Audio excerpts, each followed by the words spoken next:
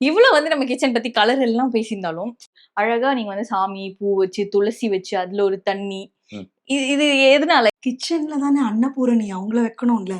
சாப்பாடுனாலே அன்னன்றது அன்னபூரணி தானே. அவங்க தானே கொடுக்குறாங்க நமக்கு. லட்சுமி இல்ல. ஐயோ, நீங்க பக்கத்துல நின்னுட்டு என்ன இதெல்லாம் சொல்லிட்டு இருக்கீங்க? லட்சுமி, இவங்க பேர் லட்சுமி. எனக்கு சாப்பாடு போடுறது லட்சுமி இல்ல. ஷோ முடியல கிருஷ்ணா.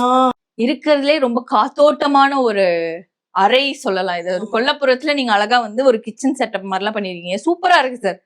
இங்க வந்து நீங்க நான்வெஜ் சமைக்கிறதுல தப்பே இல்ல.